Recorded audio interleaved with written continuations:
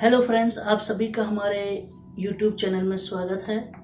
मैं सुनील भारद्वाज आपके लिए एक बहुत ही इंटरेस्टिंग क्वेश्चन लेकर आया हूं, जिसका नाम है number of phase space cell in energy interval E and E plus D P. जैसा कि आपने देखा हुआ है, किसके केस में आपने देखा हुआ है, आपने देखा हुआ था कि number of phase space cell in momentum interval क्या था, the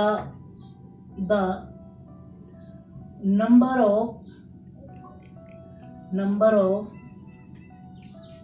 phase space cells in momentum interval P and P plus dp। क्या था हमारे पास में था gp dp is equal to 4 pi P square D P upon में क्या था एच क्यू नॉट, और इनटू में क्या था आपका v था। ये क्वेश्चन तो था, उसमें जब आपने निकाला था 4 pi P square V D P upon में एच क्यू नॉट की मैं बात कर रहा हूँ या एच क्यू की मैं बात कर रहा हूँ। एच क्यू कह लेते हैं हम हाइजेनबर्ग अनसर्टेनिटी प्रिंसिपल से। ये हमारे पास में है, लेकिन हमें यहीं पे क्या करना है, हमें निकालना है एनर्जी इंटरवल, वह है ना। एनर्जी के केस में तो हमें पता है, कहता हूं मैं आइडियल में बात करता हूं काइनेटिक एनर्जी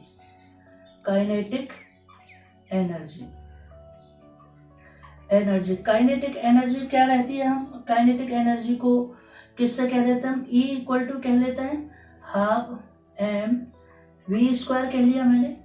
E बराबर हाफ m से ऊपर मल्टीप्लाई किया तो m square V square upon में क्या हो जाएगा m, तो ये आ जाएगा। इसको ऐसे लिख सकता हूं मैं m v का स्क्वायर अपॉन में 2m।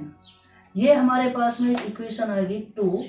तो मैं कहता हूं अकॉर्डिंग टू लीनियर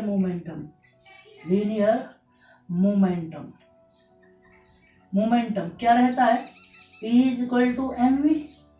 अगर मैं इसको पी स्क्वायर बराबर कर देता हूं तो एम वी स्क्वायर, ये क्या आ जाएगा एम स्क्वायर और वी स्क्वायर। तो यूजिंग इक्वेशन 2, देन इक्वेशन, तो यहां तक आपने देखा कि P square is equal to M V का होल स्क्वायर, तो एम स्क्वायर वी स्क्वायर। तो जब मैं इक्वेशन 2 की अगर मैं बात करता हूं तो एम वी स्क्वायर की जगह पर क्या आ जाएगा, तो ई बराबर then equation 2 can be return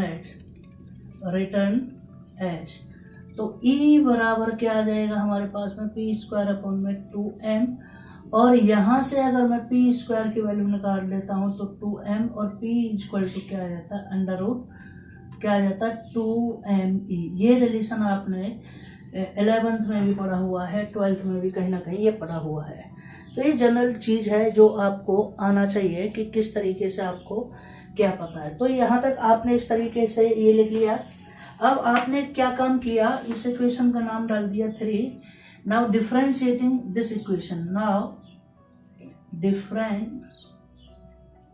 differentiating equation 3। तो इसको जब आप यहाँ या तो यहाँ कर लीजिए, ठीक है। तो इस इक्वेशन को मैं बात करता हूँ यहाँ पे इक्वेशन 3, ये भी इक्वेशन 3 है, कोई नहीं, क्योंकि एक इसी रूप है। तो यहाँ करेंगे तो हम अलग तरीके से करेंगे, और यहाँ करेंगे तो इसको, ये देखिए P के साथ में करना है, इस इक्वेशन को कर रहा हूँ। तो क्या आएगा 2P dP is equal to 2M dE। ये हमारे पास में इस तरीके का एक क्या आ जाएगा, फॉर्मेट आ जाएगा। और आपने यहाँ से 2 से 2 कैंसिल आउट कर दिया, P dP is equal to M dE, और आपको निकालना है dP अपॉन में dP इज इक्वल टू निकालना है क्या M dE अपॉन में P, और P का आपने यहाँ से यूज कर लेना है। तो P बराबर M dE अपॉन में रूट क्या आ जाएगा 2ME। यहाँ तक कोई दिक्कत, इतना आपको करने के बाद में। तो नाउ फ्रॉम इक्वेशन फर्स्ट, जब आप फ्रॉम इक्वेशन फर्स्ट में जाओगे, now equation first can be written as तो ये आ जाएगा GE/DE बराबर 4 पाई पी स्क्वायर की वैल्यू क्या है 2me इंटू में 2me इंटू में v इंटू में dp की वैल्यू क्या है आपके पास में, ये है mDE रूट बाई 2me, ये आ जाएगा। और अपोन में क्या रहेगा आपका HQ रहेगा। अब आपको देखना है क्या करना है भाई, अगर आप चेक करना चाहते हो तो ये सारी चीज देखिए, 4 पाई v आपने यहाँ रखा, एक m ये है तो m ऊपर गया तो ये हाफ बचेगा, और m ये आ गया तो m की वैल्यू क्या आएगी 3/2।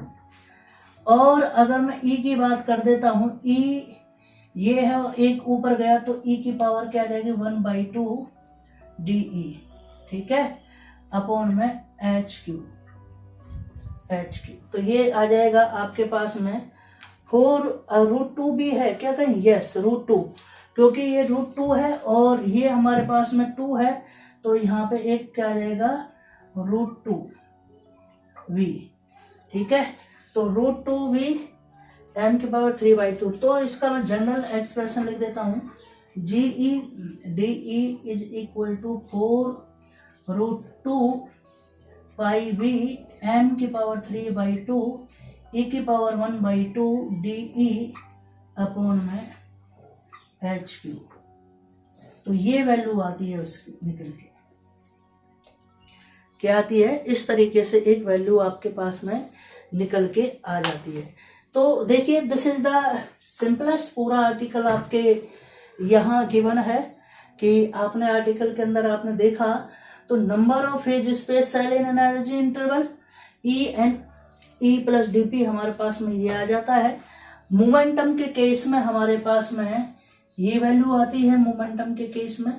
अब केवल एनर्जी का रिलेशन देख लीजिए इन टर्म्स ऑफ मोमेंटम, और इस तरीके से इस फॉर्मेट को करने साथ में आपके पास में एक रिजल्ट आ जाता है। क्या आ जाता है, रिजल्ट आ जाता है। तो यही आपको काम करना है, और यही इस तरीके से आपको काम करने से ही बात बनेगी। तो ये फॉर्मूला देखिए, मैंने क्या था, कभी कभी मैं ये आर्टिकल कराता हूँ ये, और क्वेश्चन में पूछ लिया जाता है आप लोगों के साथ में ये आर्टिकल, तो बड़ी दिक्कत होती है। इसलिए जो भी चीज है आपकी आर चांद वाली बुक है उसमें ये गिवन नहीं है, और भी बुक में ये गिवन नहीं है। लेकिन जब मैंने क्वेश्चन को देखा तो उसने इस तरीके का क्वेश्चन पूछ लिया, इस बेस पे ये क्वेश्चन पूछ लिया है एनर्जी के फॉर्म में मोमेंटम के साथ में। आपको क्या करना है, ये रिलेशन याद करना है। अगर 9 नंबर में आर्टिकल आता है तो भी आपको ऐसे करना है, या तो ये भी करके दिखा देना ये पूरा। अगर 5 नंबर में आता है, ये गिवन है, आप जानते हो इसका रेफरेंस दे करके, और ये आर्टिकल आपको पूरा क्या कर देना है, सॉल्व कर देना है, ठीक है। तो आ गया समझ में, कोई प्रॉब्लम, किसी को भी प्रॉब्लम है तो कमेंट बॉक्स में हमारा जो भी प्रॉब्लम लिख के भेजिए, हम उसको सॉल्व करेंगे, ठीक है।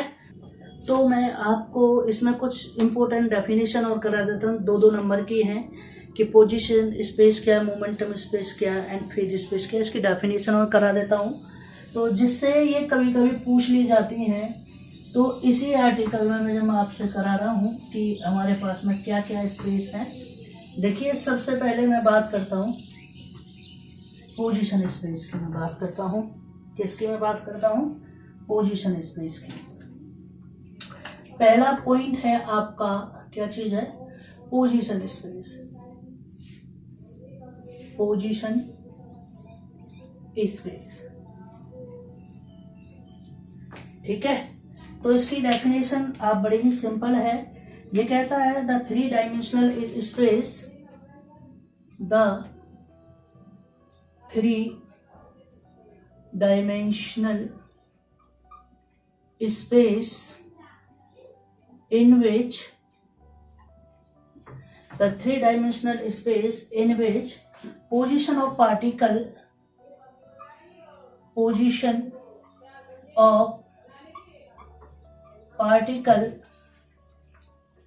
is completely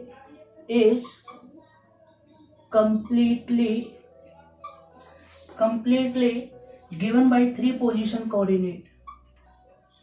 given by 3 position coordinates is called position space.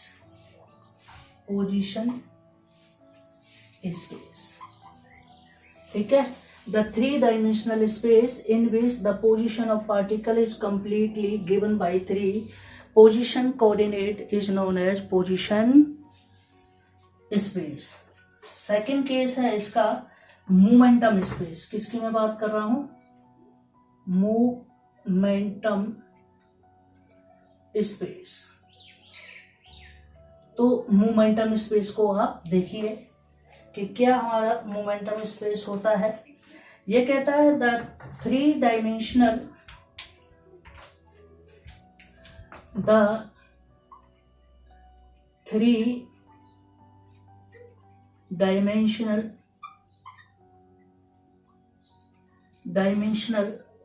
mutually perpendicular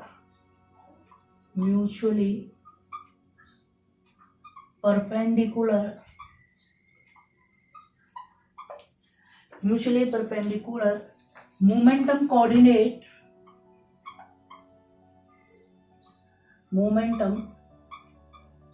coordinates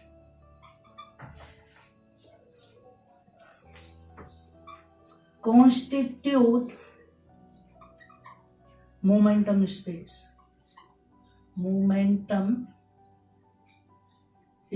तो वो क्या करता है? मोमेंटम स्पेस क्या करता है? कॉन्स्टिट्यूट करता है. 3 की बात करता हूं. तीसरा है हमारे पास में फेज स्पेस. क्या चीज है? Phase space. तो अगला मैं जब बात करता हूं किसकी? फेज स्पेस की अगर मैं बात करता हूं तो फेज स्पेस क्या रहता है हमारे पास में? A combination of position space and momentum space. Combination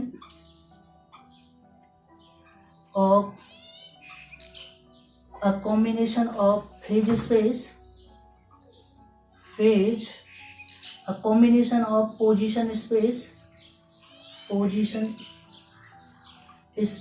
and momentum space is known as, उसको क्या कहेंगे? Phase space. ठीक है. तो इस तरीके का ये स्पेस रहेगा हमारे पास में. और ये सारी चीज आपसे एक एक नंबर या दो दो नंबर में ये डेफिनेशन पूछी जा सकती है कि what do you mean by the position space, what do you mean by the momentum space, what do you mean by the phase space. तो ये सारी चीज आपको पता होनी चाहिए, आपको टिप्स पे याद होनी चाहिए. ठीक है. चलिए अब करते हैं, मिलते हैं अपनी नेक्स्ट वीडियो के अंदर. Okay, thank you, bye bye.